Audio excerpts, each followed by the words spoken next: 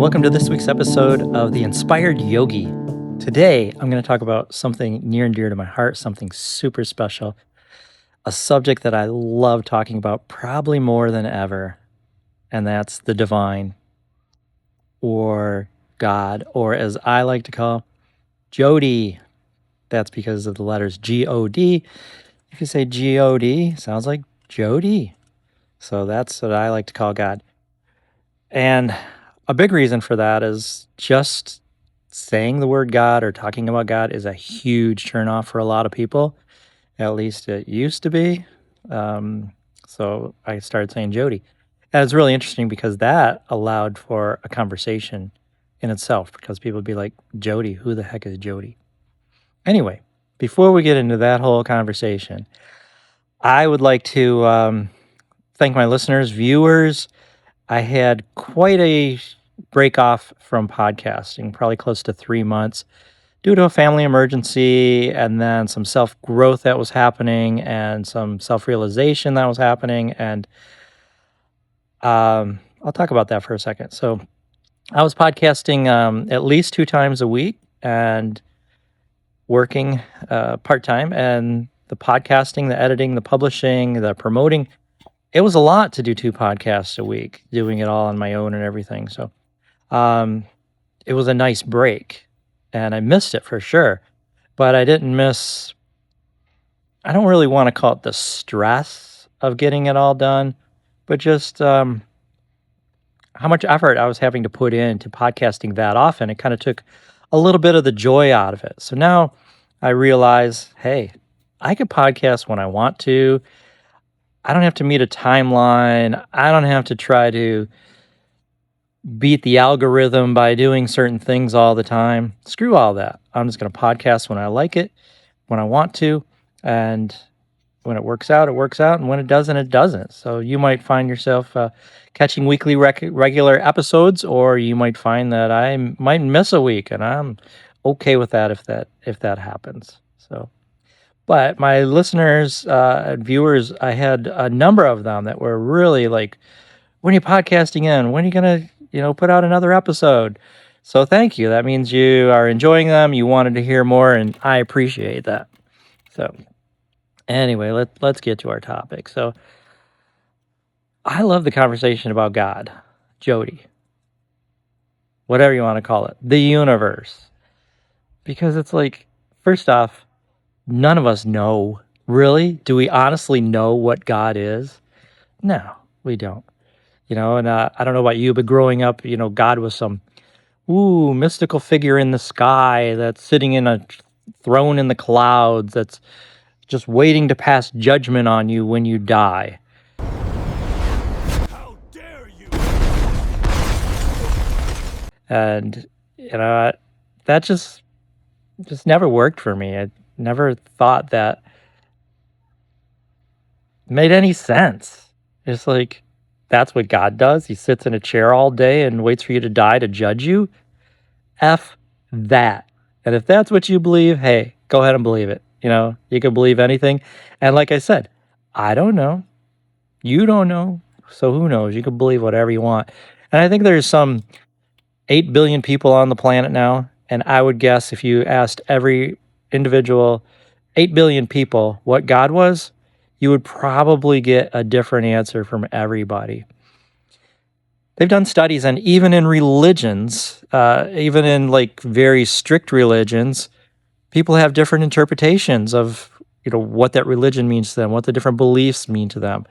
We all have our opinions, our views, and there's 8 million or 8 billion of them out there. So, but for me, Jody isn't a person. It's not like our minds want to wrap like it's a man, it's a woman, I don't think it's either, or maybe you could consider both, but I don't think it's a persona like we have, like we're living in this body, right? That's what we know. So when we think of God, we want to give God a body. I don't think Jody has a body. I don't at all. I think Jody is, first of all, everywhere. Every single where that you can be is Jody. So what does that mean? So Jody is inside of me, inside of you. Jody is in everything you see, everything that's alive, everything that's dead, everything you can't see, in the spaces in between those things, on a cellular or an atomic level, in the spaces between the electrons, protons, neutrons, and all the subatomic particles, in between all those, filling all the spaces, all the gaps, in water, in air, in every material on the planet. So that's the first thing that I think about God. It's everywhere. And I think, or not just do I think, for me, what having a relationship with God is understanding that God's in me, God's around me, God's everywhere. How do I tap into that? How do I be present to it? How do I remind myself all the time and be present that God is in and around me? Kind of like a goldfish in a bowl. Water is all around the fish, inside the fish. Water's passing through the mouth, through the gills. It's just everywhere. Okay, that's kind of the analogy for me of what Jody is like. You're in it. It's everywhere. It's in you. It's around you. It's everywhere. So that's like the first thing I think about God. But interesting thing then, as you know, we have very limited spectrum of vision. We have a very limited spectrum of hearing. So if, obviously we can't see God, can't place a finger on, oh, it's over there, it's over here, it's right here, it's there, and I equate that to this limited spectrum of vision that we have in these human eyes. Is it possible to see God? Some yogis say yes, they've had the visions of seeing God. Bhagavad Gita gives a great example of Krishna unveiling to Arjuna the warrior a vision of God, and it was overwhelming. It was all of creation. It was all of destruction. It was everything, which goes and proves my point, or can't really say prove, goes along with my point of God being everywhere, Jody being everywhere. The universe is everywhere. Can't be excluded. So that's my first thought about what God is. My second thought on God is that God is all-knowing, It's kind of interesting, this analogy this time of year, being in December, with Santa Claus, because Santa Claus has this judgment, right? You're either good or you're on the naughty list, and Santa knows all, right? He knows if you're being good or bad. Well, I think God also knows everything, is all-knowing, all-powerful. You can't hide anything from God, but I don't think that God is judging. I don't think God has a good list or a naughty list. I think how you act, the way you are, your karma, which means action, your way of being, plays out in a response of, if you're a jerk, you're going to have jerks. You're going to attract jerks. You're going to have jerks being jerky to you. If you're a kind, loving person, kindness, loving people are going to be attracted to you.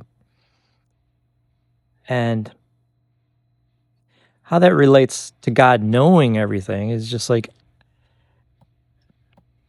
how do I say this? It's like that presence that's there, it's all knowing, but it's not judging. It's not like,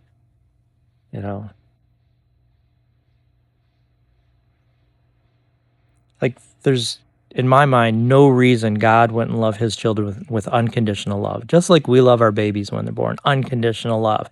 And if you stay in that unconditional love with your children, you have that forever. And that's how I think of Jody. Jody has this unconditional love for us. It doesn't matter what we do right, what we do wrong. It's irrelevant. God loves us. God's in our heart. God's in our minds. God's in our thoughts. God's in our feelings. God's everywhere, and just loving us, supporting us. I don't want to say protecting us, because I don't think God goes around and saves some people from destruction or destroys other people with floods and hurricanes, blah, blah, blah. I think those are just natural conditions of this earth. Those things happen. I don't think God is responsible for them. They just happen as a part of the earthly realm that we are in, you know. And I think we are much like God in that, in reality, we don't have bodies. You know, we're just beings that are having this human experience.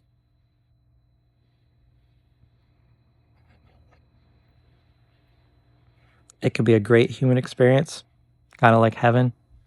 And for some people, it can be hell. And I don't think that there's a physical hell. I don't think there's a physical heaven that you go to when you die. So if you went to hell, God would be there, right? You'd be with God in hell because God's everywhere. So, or does it? What sense is there that there's this hell that's exclusive of God, and that's where you go to spend the rest of your days if you've been a bad person? No, if you're a bad person, you're having a bad life, and that bad life is going to equate as hell in this lifetime, not in another lifetime. If you're living right, you're living good, you're a good person, then it's all happening. Heaven is here for you now, right now. So another aspect of God that I think, and again, I don't know, who knows, is that God is all powerful. But in that, I don't think God is running around changing things in our lives, doing this, doing that. I think God and what God has done is created a place of infinite potential where all things are possible and that we can manifest our own lives in that potentiality if we learn how. So, yes, things happen. Yes, you can manifest. You could create. You can have a bad hair day. I don't think God's making me or having me have a bad hair day. It's just having a bad hair day. God has nothing to do with it. All kinds of things happen in life. And I don't think God is like making them happen. I think they're manifesting out for a reason. And I think God has given us the potential to manifest, to create, to do what we want in our lives. We just have to learn how. And that brings me to another topic, Jesus. Some people that think that Jesus is God or that Jesus became God. Well, yeah, in the sense that absolutely, we're all gods. We're all manifestation of God. We all have God within us. We all have the ability to create and manifest as God did. One of the things Jesus says, if you just have the faith of a mustard seed, you can move a mountain. So there's a clue to how to manifest right there in that statement, but it's giving us, every one of us, powers, or not even giving us those powers, like witnessing to those powers or saying, hey, you have the power to move a mountain if you have enough faith, if you believe. Even in the stories of the Bible where Jesus was healing, he healed based on your belief. If you believe in the healing he was going to give you, you're going to get healed. If you're not a believer, if you don't believe, then you're not going to be healed. So much of that involves our mind and our thoughts, right?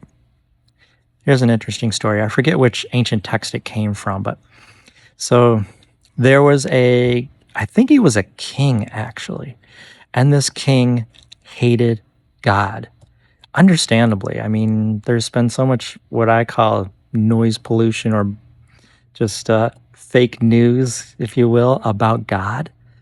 I can understand somebody hating the idea of God, especially if you're told he's in the clouds and he's waiting for you to die to judge you.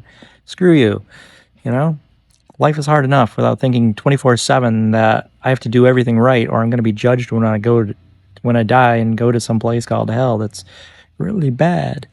So anyway, this king, he hated God so bad it consumed his thoughts. That's all he thought about. God, God, God, God, God, God, God. This went on for years. He was just obsessed with hating God. But what happened, because he spent so much time thinking about God that he became enlightened. Think about that for a second. It didn't matter what he thought about God. Obviously, everyone would say, oh, that's the worst thing you could do is hate God, you know? But he was so intense, he was so consumed with God that he became enlightened. So, challenge. What if you loved God with all your heart, with all your mind, all the time? That Jody was always like an obsession for you. Just seeing Jody everywhere, thinking of Jody being everywhere. You could talk to Jody, you know, you can go places with Jody. You're always in Jody, you're swimming in Jody. Be that. Challenge yourself. How fun can that be? You don't even have to tell anybody about it. You can live this mysterious way of being to yourself, for yourself, and just be present to God. I don't know. I don't know if I've heard those teachings come up too often in various religions about kind of almost like making it a game. You know, how obsessed can I get? How much can I place my thought on God? You know, how much do you think about God? Personally, I'll tell you, definitely not a day goes by where I don't think about the divine, the universe, and just trying to be present to God in and around me is something that I do, wow, crazy often. And I don't know if that makes me a better person. I don't know if it's, you know, having, what it's doing. I'm not claiming to be enlightened from it or anything like that, for sure. But it's something I really enjoy. It's something I really enjoy thinking about. It's something I enjoy being present to.